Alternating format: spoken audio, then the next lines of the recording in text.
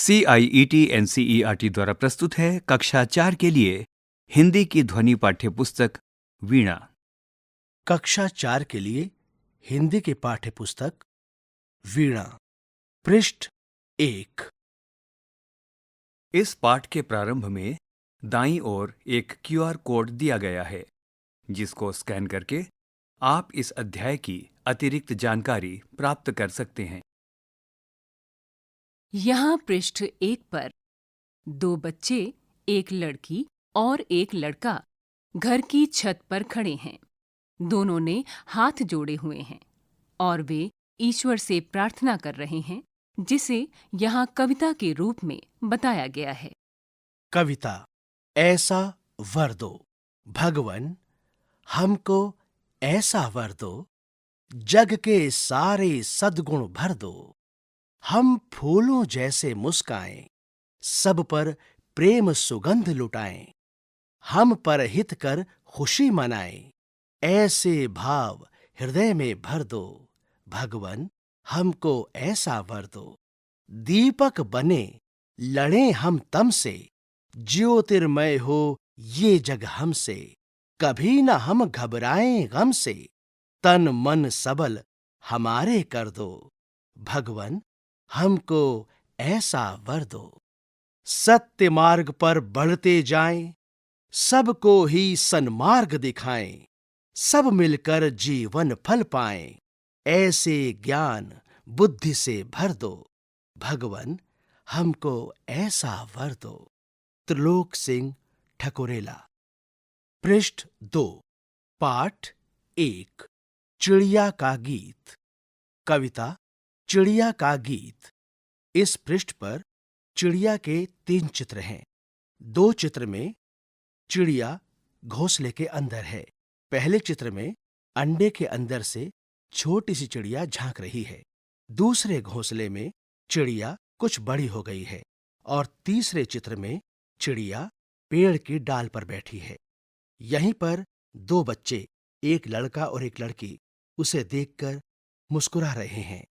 सबसे पहले मेरे घर का अंडे जैसा था आकार, तब मैं यही समझती थी, बस इतना सा ही है संसार। फिर मेरा घर बना घोंसला, सूखे तिनकों से तैयार। तब मैं यही समझती थी, बस इतना सा ही है संसार।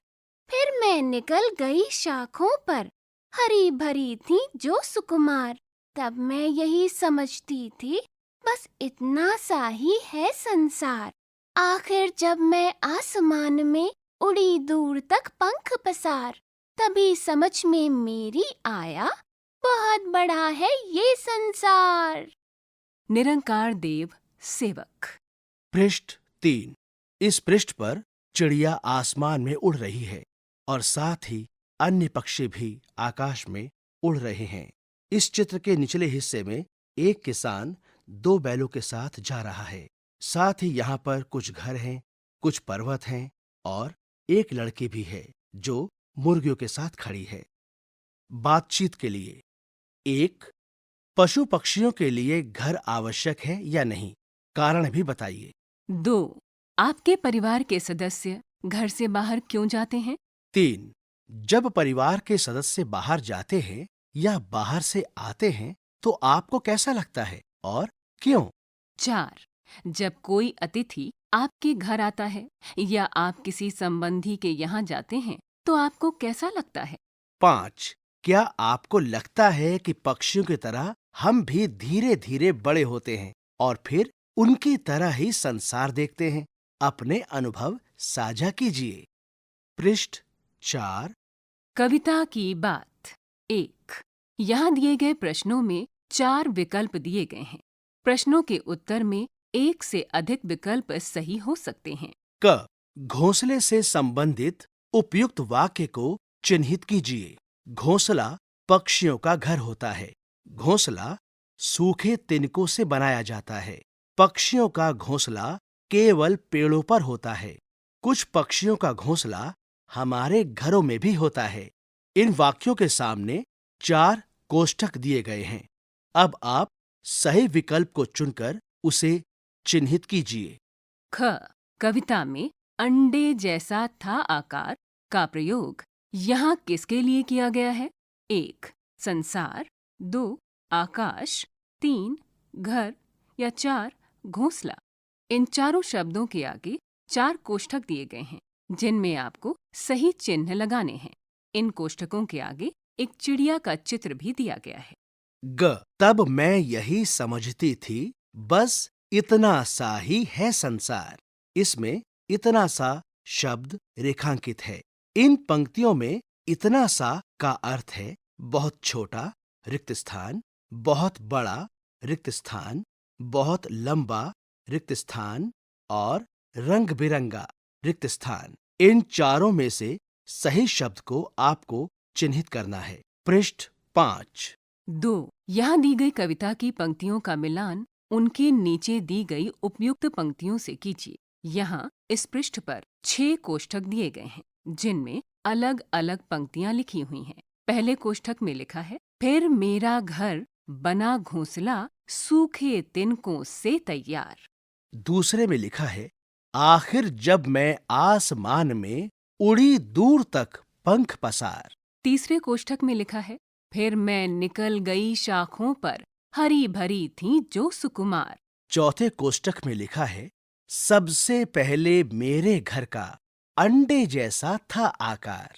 पांचवें कोष्ठक में लिखा है, तब मैं यही समझती थी, बस इतना सा ही है संसार। और अंतिम कोष्ठक में लिखा है, तभी समझ में मेरी आया, बहुत बड़ा है ये संसार।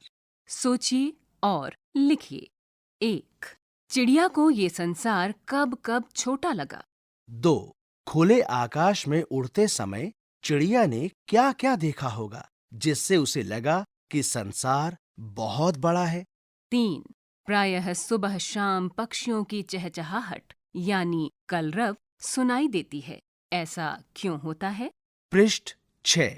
समझ और अनुभव। 1. जब कोई शिशु चिड़िया घोंसले से बाहर आती है तो उसे लगता है कि संसार बहुत बड़ा है। क्या आपको भी घर से बाहर निकलते समय ऐसा ही अनुभव होता है और क्यों? एक शिशु पक्षी की तरह आप भी धीरे धीरे बड़े हो रहे हैं। अब तक आप में भी कई परिवर्तन आए हैं। यहाँ दिए गए शीर्षकों के अनुसार अपने अंदर आए परिवर्तनों को लिखिए। 1. शारीरिक परिवर्तन। 2. खान पान में परिवर्तन। 3. गीत संगीत। 4. रुचियों में परिवर्तन। 5. चित्रकारी। 6. पढ़ना लिखना। 7. समझ में परिवर्तन। 8. खेल। 9. नृत्य और अभिनय। इनके अतिरिक्त यदि आपको किसी अन्य परिवर्तन की अनुभूति होती है तो उसे भी कक्षा में साझा कीजिए। 3. पहले चिड़िया को लगता था कि ये संसार बहुत छोटा है, परंतु सच्चाई कुछ और ही थी। उस समय आपको कैसा लगा जब आपने इनमें से किसी एक को पहली बार देखा?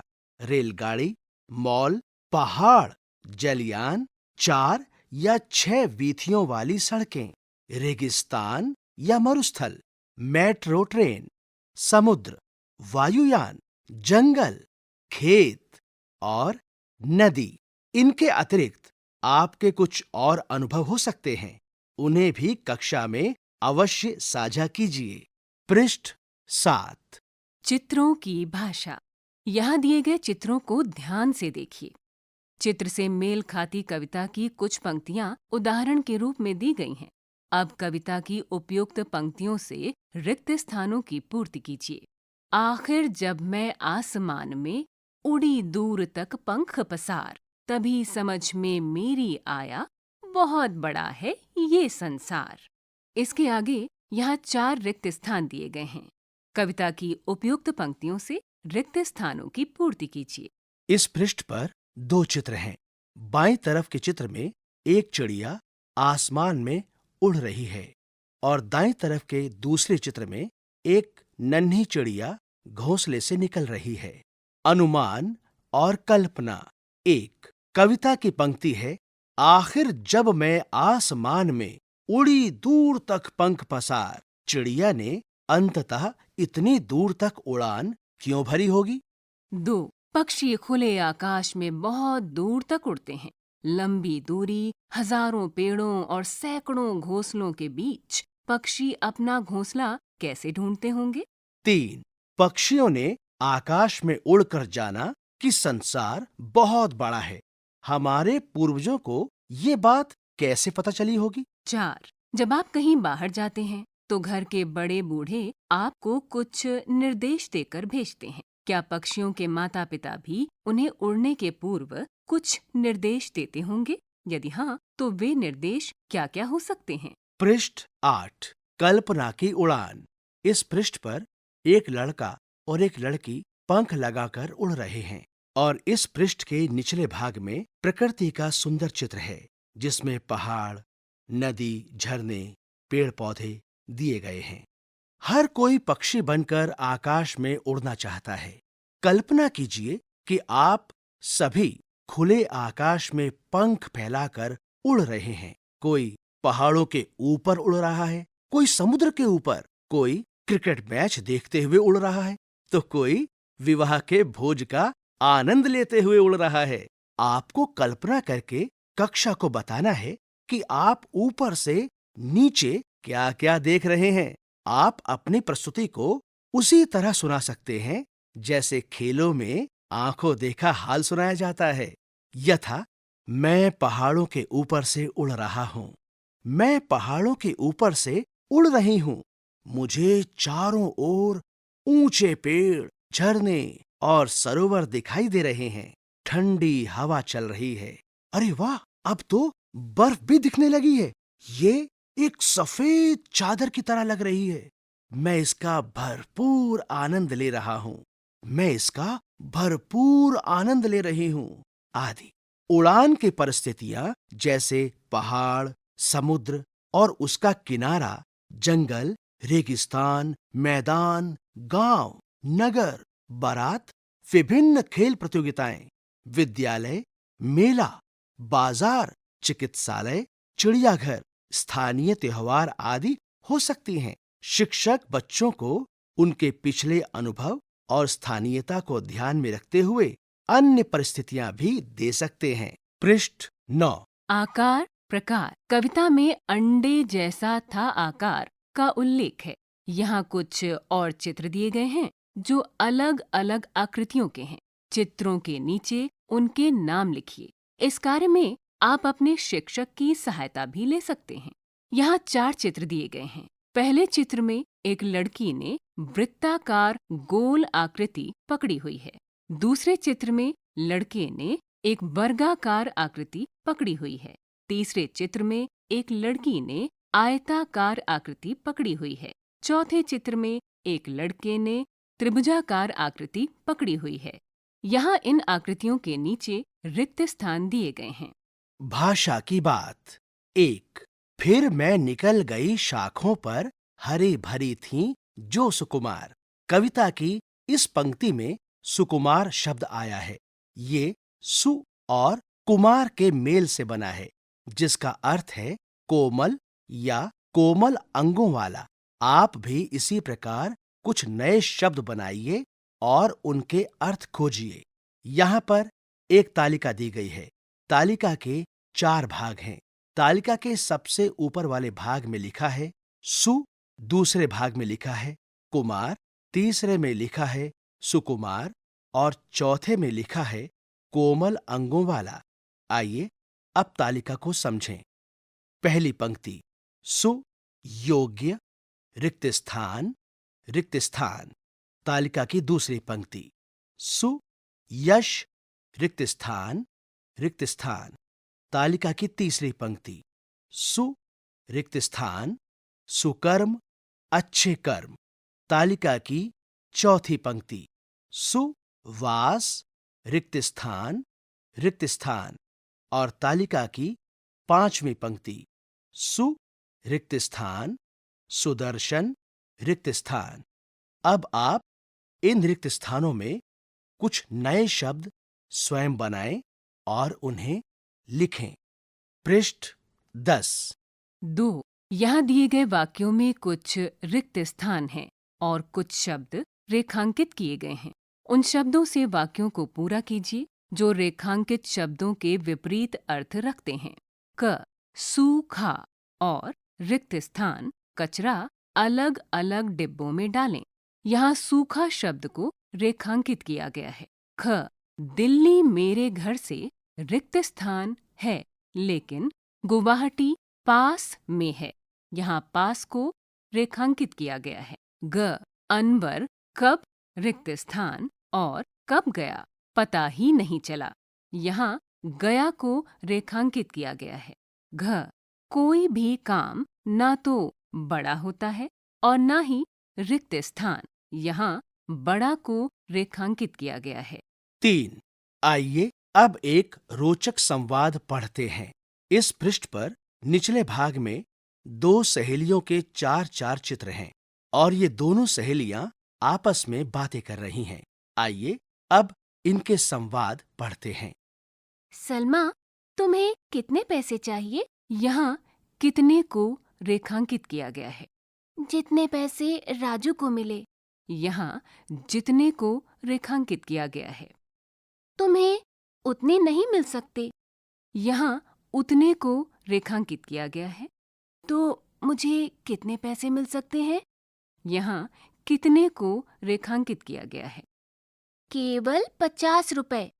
नहीं, मुझे राजू जितने ही रुपए चाहिए। यहाँ जितने को रेखांकित किया गया है। इतने पैसे तो ऐसे नहीं मिल सकते।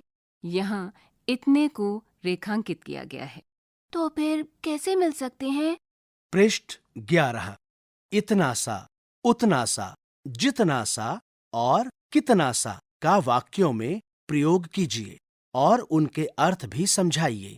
फिर आपको राजू जितने रुपए मिल जाएंगे। अब यहाँ दिए गए शब्दों से वाक्य बनाकर सलमा की सहायता कीजिए। इतना सा रिक्त स्थान, उतना सा रिक्त स्थान, जितना सा रिक्त स्थान और कितना सा रिक्त स्थान। पाठ से आगे। पक्षी भोजन की खोज में घोंसले से बाहर उड़ते हैं। ये जानना रोचक होगा कि कौन सा पक्षी क्या खाता है। यहाँ कुछ पक्षियों के नाम दिए गए हैं। पता कीजिए कि वे क्या खाते हैं। यहाँ पृष्ठ पर एक तालिका दी गई है जिसे 2 भागों में विभाजित किया गया है। पहले भाग की पहली पंक्ति में लिखा है पक्षियों के नाम। दूसरे भाग की पहली पंक्ति में लिखा है पक्षियों का भोजन। पक्षियों के दिए गए नाम हैं बाज, हंस, तोता, बगुला, कबूतर, उल्लू। पक्षियों का भोजन के नीचे रिक्त स्थान दिए गए हैं। पृष्ठ 12. कलाकारी, चित्र बनाना, गाना और नृत्य करना सभी को पसंद होता है।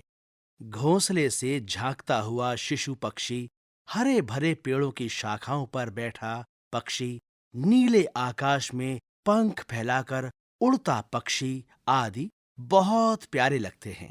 अब आप भी नीले आकाश में उड़ते हुए पक्षियों का चित्र बनाइए। जब चित्र तैयार हो जाए तो आप चित्र को पकड़कर एकल या सामूहिक नृत्य कर सकते हैं या अपने मन भावन गीत पर भाव नृत्य कर सकते हैं। आप सभी इन चित्रों को कक्षा या गलियारे में प्रदर्शित कर सकते हैं। इस पृष्ठ पर डाल पर बैठी एक चिड़िया का चित्र है और साथ ही एक पक्षी उड़ रहा है। नीचे गिलहरी बैठी उन्हें देख रही है। अभिभावकों, शिक्षकों, मित्रों की सहायता से यहाँ दिए गए गीत को खोजिए और समूह में गाइए। सूरज एक, चंदा एक, तारे अनेक। एक तितली, अनेक तितलियां। एक गिलहरी, अनेक गिलहरियां। एक चिड़िया, अनेक चिड़िया। पृष्ठ 13. आनंदमयी गतिविधि 1. यहाँ दिए गए अक्षर जाल में पक्षियों के नाम खोजिए और उनके बारे में जानकारी एकत्रित कीजिए। यहाँ पर एक तालिका दी गई है। तालिका के 5 भाग हैं। प्रत्येक भाग में कुछ अक्षर दिए गए हैं। आइए अब तालिका को समझें।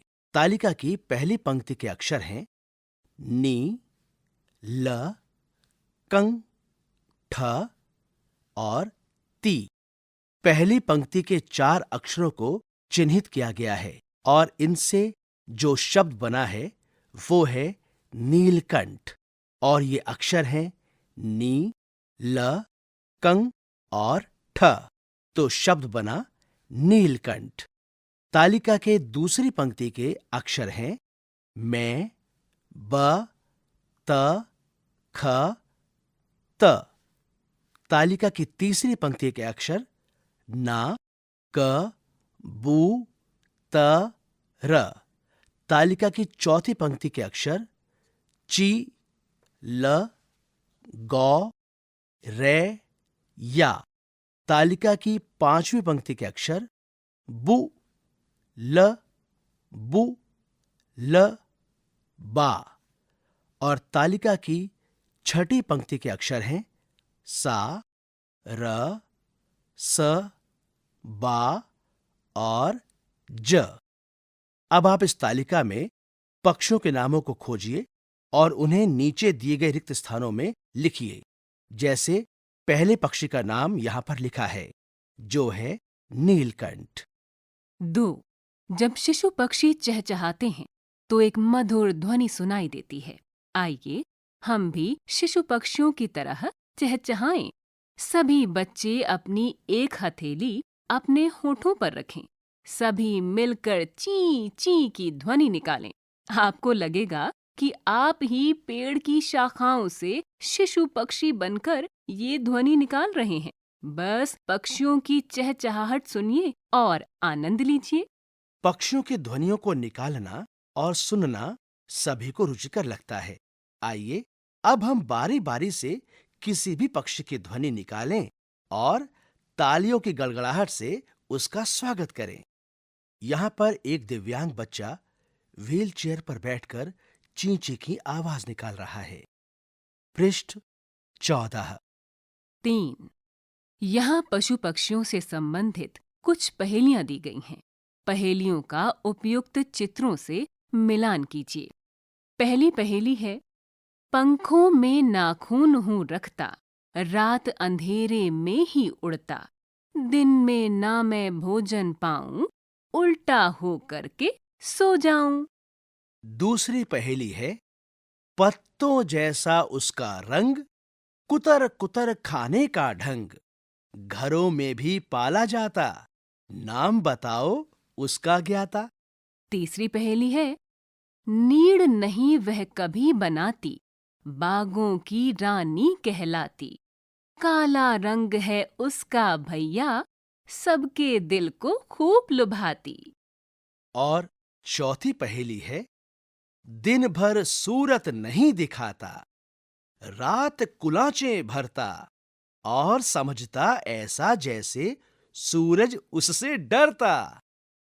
इन पहेलियों के सामने 4 पक्षियों के चित्र हैं। ये चित्र हैं कोयल का, उल्लू का, चमगादड़ का और तोते का।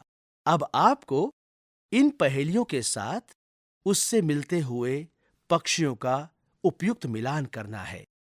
पृष्ठ 15। बोलिए फटाफट। यहाँ कुछ रोचक और चुनौतीपूर्ण पहेलियां दी गई हैं। शीघ्रता से उनका उत्तर दीजिए। पहली पहेली है परिवार हरा, हम भी हरे, एक थैली में 3-4 भरे। रिक्त स्थान। दूसरी पहेली है एक लाठी की अजब कहानी, उसके भीतर मीठा पानी। रिक्त स्थान। तीसरी पहेली है एक पक्षी ऐसा जिसकी दुम पर पैसा। रिक्त स्थान। चौथी पहेली है लाल डिबिया पीले खाने, भीतर रखे मोती के दाने। रिक्त स्थान। और 5वीं पहेली है जाती हूं मैं हर जगह, पर हिलती नहीं किसी भी तरह। रिक्त स्थान। यहां पर कुछ बच्चों के चित्र हैं और वो ये पहेलियां बोल रहे हैं। पहेलियों के उत्तर हैं 1 मटर, 2 गन्ना, 3 मोर, 4 अनार और 5 सड़क। पृष्ठ 16। मती की उड़ान। आइए मिलते हैं भारत की पहली महिला पायलट सरला ठकराल से। इन्हें प्यार से मती कहा जाता था।